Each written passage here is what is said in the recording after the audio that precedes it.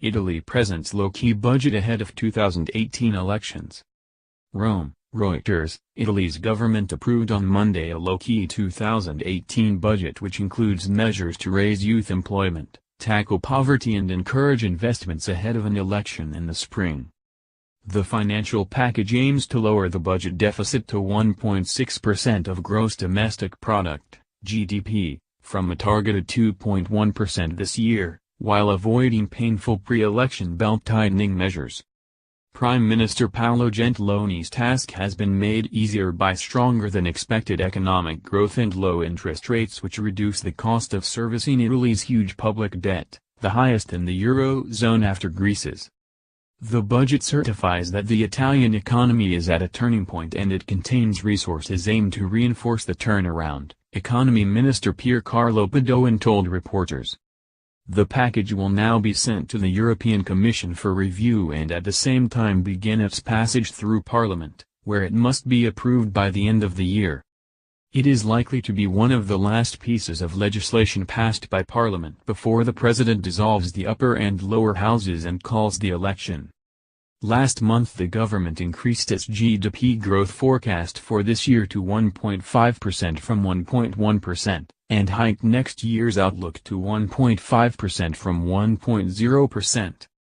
The debt-to-GDP ratio is targeted to edge down in 2018 to 130.0% from a targeted 131.6% this year.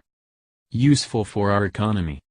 Overall, the budget is expansionary because, according to the Treasury's estimates, if current policies had been left unchanged the deficit would have fallen to 1.0% of GDP next year rather than 1.6%. However, Italy is constrained by its massive debt which precluded a giveaway pre-election package. Most of the resources available were used to avoid increases in sales tax which had been previously penciled in for next year.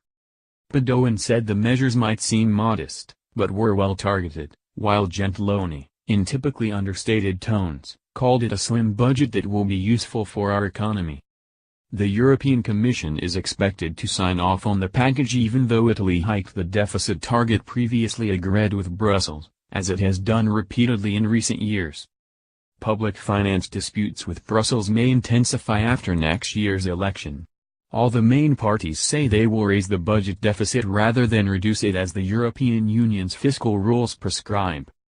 In an effort to tackle a youth unemployment rate of almost 40%, the budget offers a 3-year reduction in the pension contributions of companies that hire people under the age of 35 on regular, open-ended contracts. It also offers tax breaks for firms that invest in new machinery, increases income support for the poor, and sets aside funds to raise public salaries for the first time in almost a decade and hire 1,500 university researchers, Padoan said.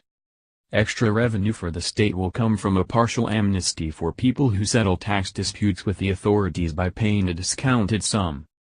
Gentiloni appealed to Parliament to show a sense of responsibility in approving the budget, after a leftist group last week said he could no longer count on its support following a political row over a new electoral law. However, a majority is likely to be found to back the budget to clear the way for elections now widely expected in March.